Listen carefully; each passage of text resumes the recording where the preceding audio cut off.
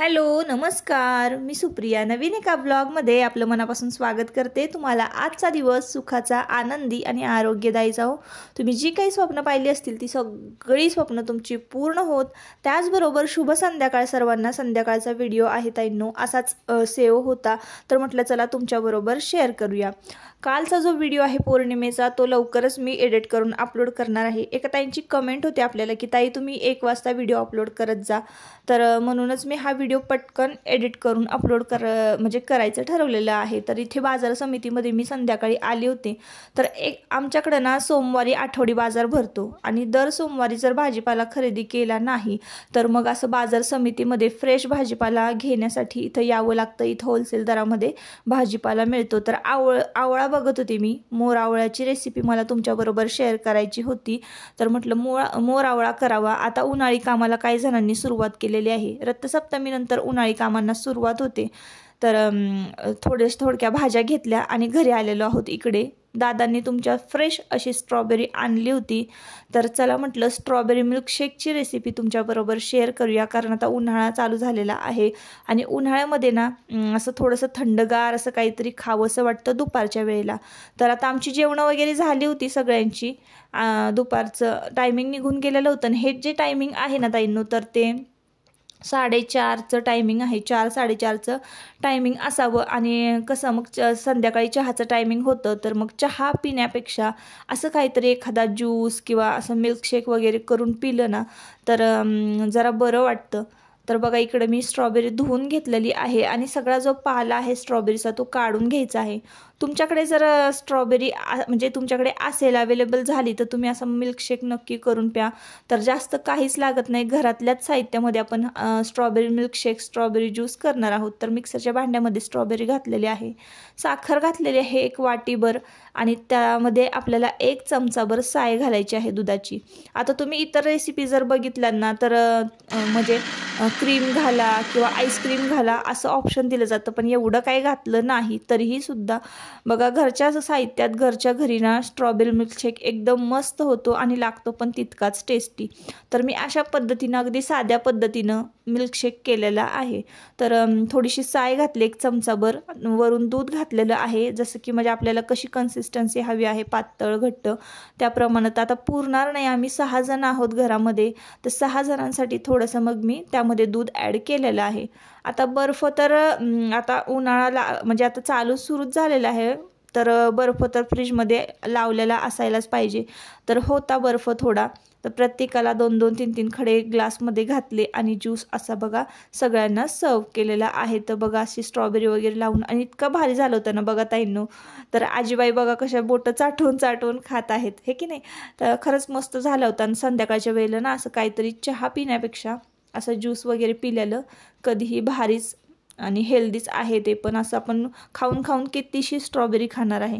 तर इकडे पिण्याचं एक वेगळी पद्धत बघा तुम्हाला दाखवलेली आहे। इथं झोपून पिणं चालू होतं देवांशचं आणि मी गॅलरीमध्ये उभं राहून मस्तपैकी झाडांकडे इकडं तिकडं बघत ज्यूस पित होते।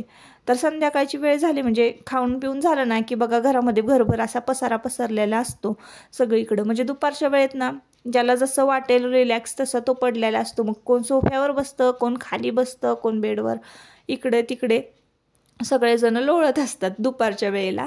आणि मग संध्याकाळची वेळ झाली की मग जो तो आपापल्या कामाला जातो। मग देवांश जातो जिम्नॅस्टिकला, आयुष जातो तालमीला आणि आजी बाबा फिरायला जातात। मग घर थोडंसं जरा शांत होतं। त्यावेळेला ना मग हे सगळं जे काही काम आहे माझं, म्हणजे पसारा जो आहे घरातला, तो मी आवरून घेत असते। आणि ह्या म्हणजे पसाऱ्यातून किंवा या कामातून थोडासा वेळ मिळाला तर मी पण थोडंसं गार्डनमध्ये फिरत असते संध्याकाळच्या वेळेला। तर हे सगळं सोफा वगैरे झाडायचा, झटकायचा, वेळ मिळाला तर मी व्हॅक्यूम क्लीनरने सुद्धा सोफा क्लीन करते। म्हणजे काय होतं, मग जास्त घाण पण होत नाही आणि आतपर्यंत पूर्ण डीप क्लीन होतो व्हॅक्यूम क्लीनरने सोफा। इकडे बघा ह्याची भाजी, हरभऱ्याची भाजी आणि कोथिंबीर वाळवून ठेवलेली आहे। म्हणजे दुपारी ही ताटं उन्हाला ठेवली होती आता उन्हाळा चालू होणार आहे आणि कोथिंबीरीचे आणि भाजीपाल्याचे तर भाव अगदी गगनाला भिडतील बघा। तर अशा पद्धतीनं काय करायचं, एका ताटामध्ये कोथिंबीर जी आहे ती निवडायची आणि छान कट करून ना वाळवून ठेवायची आहे, डबा भरून ठेवायचा आहे, जेणेकरून आपल्याला ती कोथिंबीर उन्हाळ्यामध्ये वापरता येईल। आणि मग पावसाळ्यापर्यंत तर काय ज्या कोथिंबीरच्या पेंड्या आहेत त्या स्वस्त झालेल्या असतात, पण उन्हाळ्यामध्ये भरपूर कोथिंबीर भाजीपाला जो खूप महाग होतो, त्यासाठीची ही सगळी सोय। तर लवकरच आता उन्हाळी कामांना सुद्धा सुरुवात करायची आहे। संध्याकाळचं जे काही आहे आपला केर, कचरा, झाड झटक सगळी स्वच्छता अशा पद्धतीनं दिवाबत्ती करण्याच्या आधी एकदा स्वच्छता करून घेतली ना ताईंनो की खरंच भारी वाटतं। तर आता बघा संध्याकाळची वेळ झालेली आहे, घर तर संपूर्ण स्वच्छ झालं, हॉल बेडरूम वगैरे सगळं क्लीन केलं, पण तुम्ही कट्ट्यावर बघत असाल भरपूर सारा पसारा आहे ताईंनो। कारण काय होतं ना, आपण एक ना अनेक पदार्थ ट्राय करत असतो, खात असतो, ज्यूस म्हणा किंवा उन्हाळ्यामध्ये काही ना काहीतरी कुणाचं ना कुणाचं चालूच असतं। तर असे भांडे जे आहेत कट्ट्यावर ते जमलेले असतात। मी बघा ही जी कुंडी आहे तर ती पितळाची कुंडी आहे, तर ती घेतलेली आहे, मला त्याची किंमत सांगितली होती 1700 रुपये, तर 1100 रुपयाला ही कुंडी बसलेली आहे ताईंनो।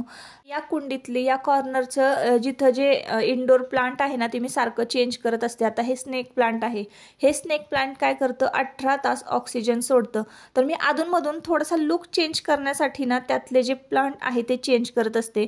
म्हणजे 4 दिवस बाहेर ठेवलं ना एखादं प्लांट तर मग 4 दिवस दुसरं प्लांट मी त्या कोपऱ्यामध्ये ठेवत असते। असं करून मी चेंज करून तो कोपरा जो आहे तो सतत डेकोरेट करत असते किंवा सतत घरामध्ये थोडेफार चेंजेस करत असते।